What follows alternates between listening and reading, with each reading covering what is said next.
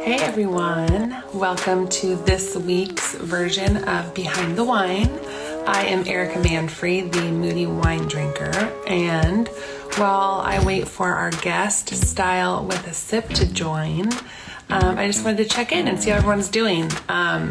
It's February, so it's Black History Month, and I've been doing some research on Black-owned wineries as well as Black winemakers, and it's just been a fascinating journey for me. I also did some research about Black History Month in general, and it started in the United States in 1926, and I think it was just a week, and it's gradually gained momentum, and it's observed now all over the world. Not every country, but obviously here it's a month, so I'm excited to celebrate some Black wineries as well as just the culture in general. Style with a Sip she's hilarious. She's in Tennessee, and she literally makes me laugh every single day. P.S. if you do follow her, and she's in her bathtub. I am. It's a little weird being in here with clothes on. I'm not gonna lie. Are you naked? No. And I have a bra on. I have pants on, which is like I keep sliding in it because I'm trying to figure out how I'm gonna do this, like what the best angle is gonna be. And I'm like, I'm just gonna maybe like that. We'll see. We'll see how I shake out. I've been in here for 15 minutes getting ready for you. There you go. Well, you look gorgeous. I love your shirt. This friend of mine makes them, and they're just absolutely, I don't know if you guys can see it without me like fully giving you, maybe that's just how I should sit. Yeah, it looks real comfortable. It's amazing. I love it. So what I love, thank you first for joining me. I've been bragging about, but you're like not only my wine friend, you're also like, we text and talk, and you're kind of like my grounding that I need in all time, good and bad. Same. And I love what you're doing. You're sharing your favorite Black creators this month. I am. So I love that. So thank you. Those that are following her, go check out her stories and follow her favorite Black creator. And I mean, I love how Black History Month is starting to celebrate more and bring awareness to amazing people all across the board. And I mean, you're doing the wines, and I'm like, there's a lot of Black people that through wine and music and fashion that I don't think a lot of people are aware of. And, it's just bring awareness and do what we can. So. Exactly. And so I'll talk about you for a minute. Okay. You are in Tennessee, born and raised. I was actually born in Atlanta. Okay. And then raised half and half. So I'm half Southern California, half Tennessee, but all Southern. Mm-hmm. Well, so that's consistent. Yes. Yeah. And drinking water because you're up your kids after this. Correct. Just so everyone knows. Correct. And I try not to drink on Wednesdays until right before I do my live. Oh, I was like, excuse me, false advertising. Oh, no. Then all, like, once 8 o'clock hits and it's time to go, then I'll have a drink, or like right beforehand. But usually I try not to. Love it. Yeah. So you host a show on Wednesday, for those that don't know. Mm-hmm. And you've broadened your year because you're doing liquor and wine. Mm-hmm. But let's start. I want to talk about how you got into wine in the first place. Like, what's your wine journey? So it started, actually, my parents introduced me to wine, which that sounds bad, but I feel like a lot of those of us who had some level of touch point to California, it was part of the culture and being like growing up there. And I've always loved wine. Wine was one of my first alcoholic beverages I had underage. And yeah, so when I got into event planning and catering, I really found a love of pairing wines and of how to officially taste wine. So I did that. And the event world kind of had my heart for a while, and then I decided to work for a distributor in Illinois. Oh.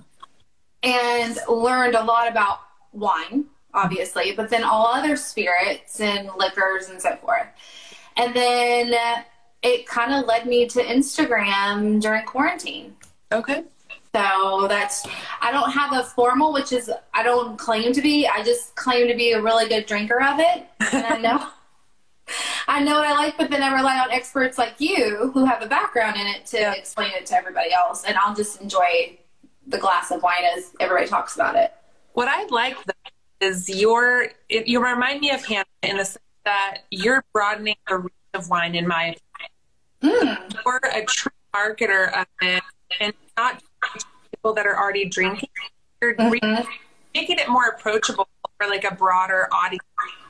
That's what I want to do, and honestly, that's what I want to do with liquor and stuff too, because I feel like a lot of, especially women, do not. You either do wine or you do vodka or White Claws or something like that. And even in wine, I don't feel like women are really diving into it. We're starting to, but I want people to feel comfortable and branch out and try new things. And well, you're a big too.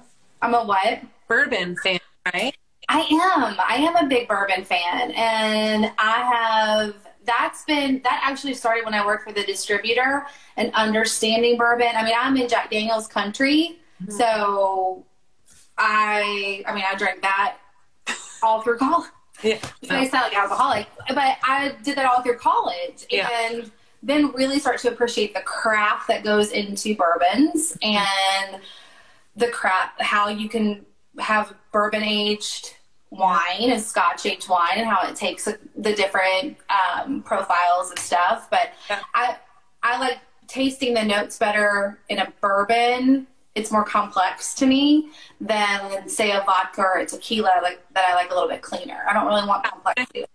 The better grade vodkas you go, the less flavor it has. And exactly. So it's a higher quality. So that's like a differentiator. Whereas bourbon has more flavor. The higher quality.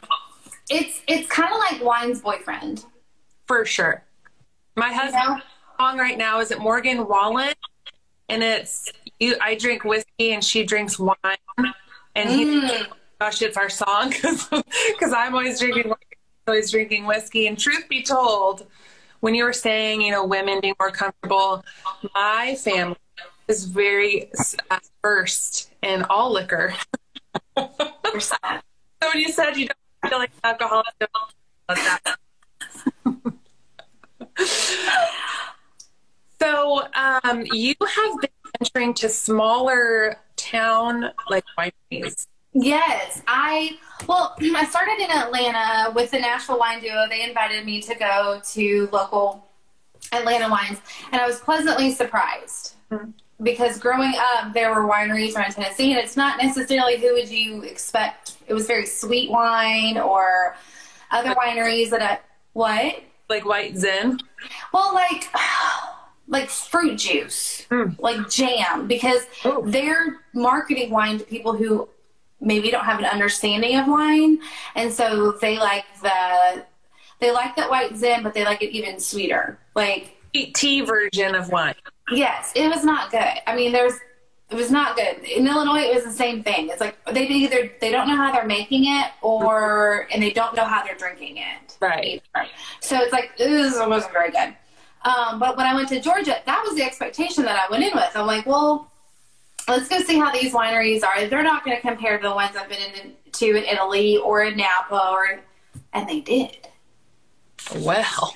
So I was like, okay. And I had a very fun time. And there's wineries all across the country that I feel like are really utilizing, as the culture of wine has grown, so has the expansion of good wineries in other parts of the country. So with COVID and budget and all that, I've been staying like kind of local to around like the Nashville area, and went to one my birthday weekend actually, and I was very pleasantly surprised by the grapes that they would buy in bulk and then produce, but then the ones that they would produce locally as well. I went in with that expectation of nasty, and it was good. It's very good. Well, and that's really cool. I've thought about this horrible with geography. Always have been good. And so that for like Jared, who's my husband, let's go somewhere like not known for decent soil and let's start a winery. Because like what a cool nuance or niche. It's not something that they're known for. So, like, weekends, and then you create that local following, which in this area is a huge part of the wine like community, is just the local support. Doing that is just really shedding light. So cheers. I like that. Thank you. I like drinking and going outside and seeing, just having the experience of being at a winery and living outside of Napa. That was one of the things that I missed, not being close to wineries. And so now I have some free time to go and do things and to see how they are and do that. So from event planning to unemployed due to the coronavirus situation? I was doing nonprofit work during Corona. And then obviously I was in charge of the co-chair of it is Heart Month, of children with pediatric heart conditions, because my daughter has one, and we would raise about $100,000 a year.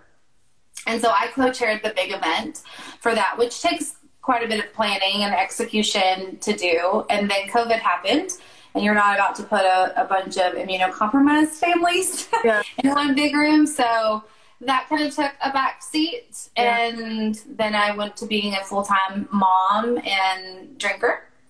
Teacher too. Drinker, teacher, mom. Drinker, teacher, mom, student. I went to school. You went back to school. Did you do that all the virus? Yes. Did you learn? I did that. You're such a statistic.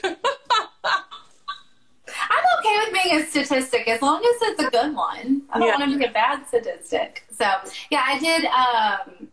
And Corona is actually what started the lives and started me going into wine, because I needed to take a bath and shower and get ready. And so I would kind of pour in some creativity, because I wasn't being able to design events or do any of that into my outfits. And then I would talk about wine on Wednesdays. And a friend of mine was like, you need to do these live, because I would just do it on my stories. And I was like, I don't know, nobody's going to watch. And, now they do. And it is branched into something. It was like this little droplet that fueled this forest fire, or no, I won't say forest, but like a big fire in my soul of what I'm loving to do. And it just started because I needed to get a shower. Well, and how got to get there. It happened. Right. And so what are you going back to school for? Is it also related, or? I had an epiphany last week, which I like to have those every once in a while. I feel like they're good for people. So it was going to be marketing, and right now that's still my major. But I'm just a baby sophomore, so I can change it at any time. And probably television production. I really feel like with the popularity of social media and the way that TV shows are going and streaming networks, I can see a lot of this being kind of like what you and I are doing, and having an independent channel and situation. So it may be something like that. I'm still kind of figuring it out. I was just talking about you, and someone's blowing their yard. If you can hear that, sorry. And we were like, well, she wants, her goal is to have a show. And I was like, she already has one. That's like a really interesting thing about the era we're in. You fully have a show. Thank you. Somebody said, I think it was on TikTok, it's like, what was the biggest advice that somebody's ever given you? And it's like, if you want something, just do it for yourself. Like, just claim it and do it for yourself. If you want to have a show, I have a show. You do? I would like the show to pay my bills. Sure. That's the goal, right? Right. Yeah. And then that's great. Yeah. and then as long as it pays my bills, then I'm not working. Right. So. And so do you see this going forward, like through once COVID is over? I know it's hard to think about, but like this that you see, like long-term trajectory. I like these career goals. I do. I would actually like to do more of a travel aspect, or, I mean, I live in a very touristy, very desirable, very food, whiskey, bourbon central location. Our wine is coming, but there's ways to incorporate it. And so I would still like to do, like, maybe once a month have a segment that's like that. But then even still having whatever platform it's on, talking to people about wine. Because even if we're getting out there and COVID's over and we're able to go out in bars and we're able to do all of that stuff, people are still going to be on social media. It's not going away. Right. So neither am I. Well, good. Because, I mean, I've been talking to clients more about, like, their post-COVID plans. And not that we're out of it at all, but, like, right. We were so blindsided by it. We all pivoted and like made something that worked. And that, like, you can't forget about when things start opening up. Like, are they going to still want to be on social at 7 p.m. watching the media, or are they going to be wanting to go to a restaurant, bar, or whatever? So, you know, thinking about it, I think it's always, I think the people as a whole are always ever changing, and our habits are always ever changing, regardless if there's a pandemic going on or not. So it's like, okay, well, these lives were really great at 8 o'clock at night after people, or my time, 6 o'clock your time, so happy hour. But maybe we do it live, and we do it from an environment that's at a bar and doing it right. like sports radio shows do. And, you know, there's all these other ways to still keep the same core, like the core thing that I do, and then just evolve on it. I love people go out more. Like going with you on your travels. Yes. Like bringing people, like you and I have talked about, like documenting a bunch of influencers and creators at these other wineries, bringing people on bourbon trips and locations, bringing, you know, kind of like a Samantha Brown, diners, drive-ins, and dives type of situation, but girls. Because then that's paying my bills. But then have, like, in some area of that. But then also having dialogue with people in a relaxed setting and educating everybody else on what they do. Yeah. Like, that's, you know, I like to be the bartender and the drinker. And just be like, have you met? Okay. And let's talk about that. So, yeah. And so when you worked for wine, no. Yeah, we had everything. Okay. It was out of Illinois. They're called Breakthrough Beverage now. Okay. So I covered hundreds of brands. And do you feel like that is what, like, bridged the gap? Or, I mean, you're fun. So you go with friends and drinks and, like, but do you feel, because I feel like you're really educated, even though you don't give yourself the credit.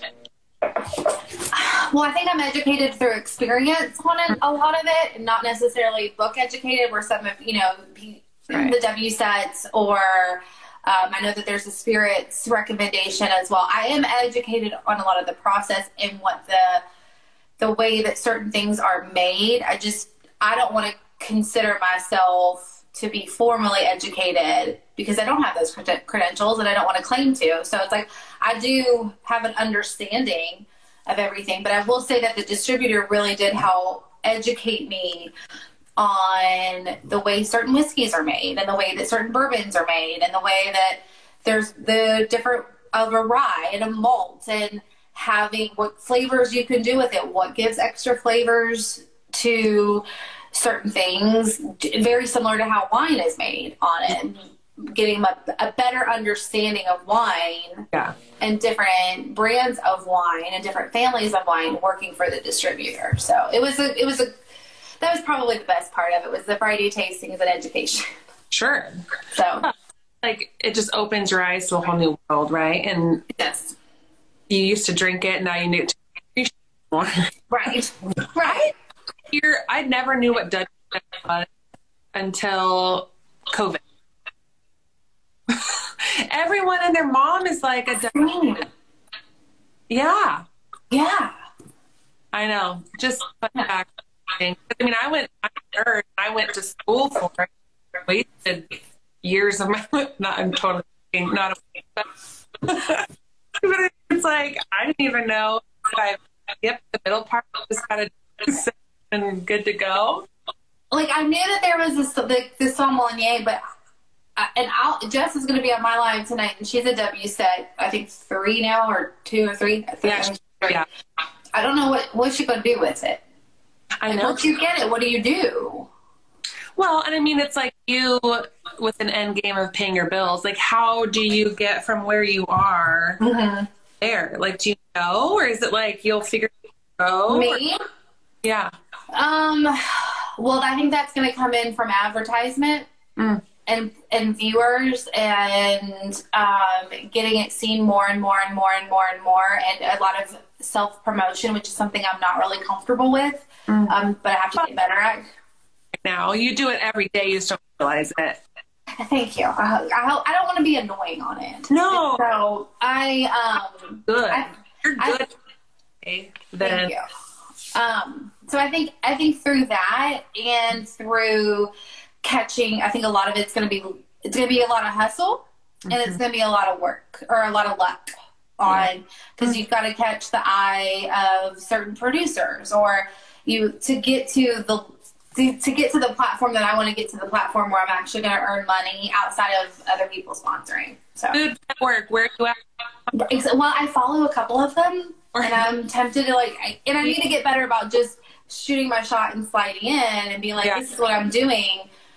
Is this something that you'd be interested in? Or approaching other bigger brands to say, I have X amount of views, really self-pitching, like an influencer, but more so in the lines of hey, Tide, Right. Procter & Gamble, that kind of avenue is kind of where I thought, unless it's a specific winery. I wish there was a network. It's probably food has to be in, but beverages that's more lighthearted, not or right. Spectator that's really expensive. I mean, I got Spectator for 3 months, and I was like, who can afford this wine? It was I think that's old school. No hate, no shade to Wine Spectator, but that's the old regime, right, of wine. And I know my friends that they love that just drink wine to drink wine. They don't really even sniff or taste it. They just guzzle it down. Yeah. They don't care what Wine Spectator says. They don't care about ratings. They care about price point, and they care about if it tastes good. Right. And bonus if the label's cute and you're or the name. Yeah, right. It's all marketing now. Yeah. Well, and there's marketing. Competition too. I mean, same with the influencer world. I have no desire to be an influencer. What I'm doing, I have a marketing company, and I have wine background, so I want people to buy more wine. I want to have fun. Relate to people and let wineries know that I'm here and I'm trying to work if they need it. But I don't want to have thousands of followers to do what you're doing. But I want to help you, and I want to help the wineries, and I want to get exposure and all of that. So I think that's it. So as I've been diving into goals and stuff, there are marketing companies that work with influencers and creators, and let's say they have Blue Apron. We'll use a food. So you have Blue Apron, and they're like, oh, we're going to do this campaign, and we want X amount. They need to have X amount of followers. Engagement rate needs to be this, all of that. But I think you could do that because that's how we connected initially. You're like, what do you want to do? And I'm like, well, Yeah. And we just jived off the get-go. And so, but there is not that for boutique, like with what Hannah's doing. So connecting people like Hannah, who just joined, and is, you know, our little sister. Joining people like Hannah, people like me, because we all bring different things to the table. Yeah. And working with smaller liquor and wineries to say, oh, I've got this one. I mean, right now I work for free wine. Right. But like right now, guys, so for winery. Just right now. For today only. For today. No. I don't mind doing that because I love doing what I'm doing. But having like Miguel from Lebe, I can't pronounce it right, but having, you know, a smaller boutique with what Hannah's doing, but she does it on her Zoom, they could do that. They get that niche market, do it with me, get the live. We offer different things, but then do it with, you know, another account. I think that's a good, you have already a little market of creators that you can add value to them for. Yeah. And ultimately too, I mean, helping these brands elevate because there is so much competition. Like how many wineries are in Tennessee now? I mean, that's not even on my radar. There's Arrington, which is the big one here, which is Kix Brooks of Brooks and Dunn. I think it's Kix Brooks of Brooks and Dunn. And then it's the one in Nashville. It's about 30 minutes outside. It's huge. Yeah. So there's that one. And then there's probably at least within an hour of me, I would say 5 or 6, if not like a little bit further. And they're strictly, I don't even think that they do direct to consumer shipping. I think it's all at the wineries. But the thing that I found interesting is Nashville's such a big destination location for everything. Like, you're going to get married, you're going to come here. You're going to get divorced, you're going to come here. You're going to go on a couples weekend, you're going to come here. You're going to come here with your family. And Arrington's fantastic. It's great, but it's busy. Yeah. And so where are some smaller ones that locals can go, or that if you want to be a local to go to? But like the same thing for people that live in Nashville. Georgia's a quick little getaway. Virginia's a quick little, and there's a ton in Virginia. Yeah. There's wineries in Kentucky. I mean, they're all over. So I think that people like you are so valuable to like give someone like me access, because A, I can travel, B, can I afford to go to all the places? Like, I have 2 small kids, you know, all that.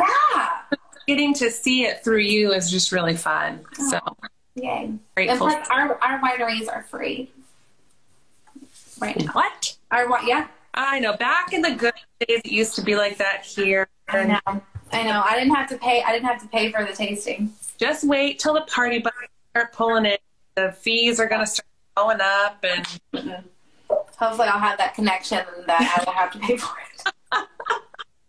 I'll still work for wine at that point. We'll work for wine. We'll work for wine. Yeah. So, call your shot. What are you going to do this year? What's going to be? You cut out on me. What's going to be my what? Call your shot. Like, what's your thing this year that you're going to accomplish?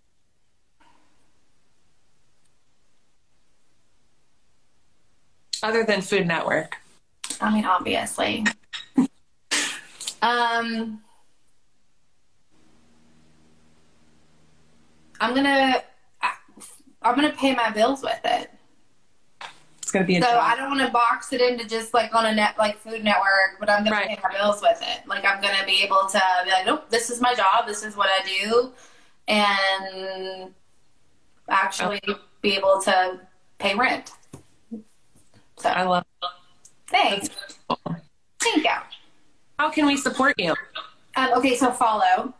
Okay. Here's my self-promotion. So follow me at, which I'm getting better at Style with a Sip, and then watch the lives and if you can't make the lives, because I get it, they are always up on IGTV immediately after.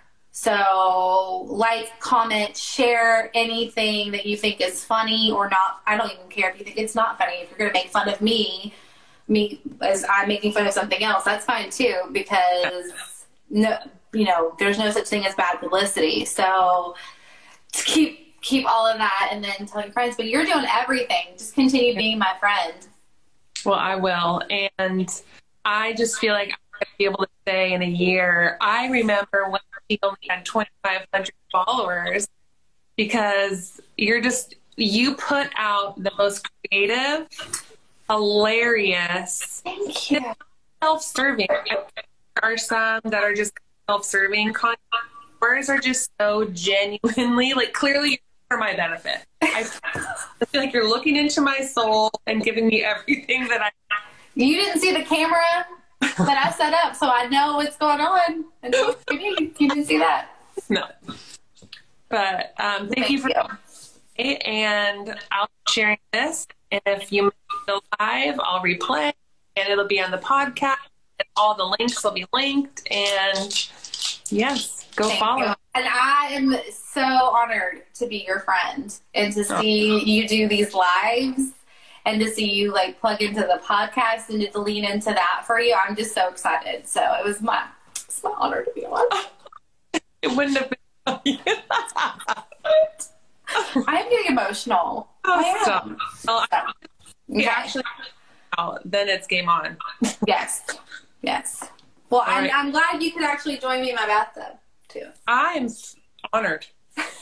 And the live will not be in your bathtub tonight, but you'll be. It will not. It will not. It is Super Bowl content with Glow and Vino with our girl Jess that Eric and I both know. She's going to be on. She knows nothing about football, and I know a little bit about football. I can teach her the high level. 8-ish. I don't like to be on time.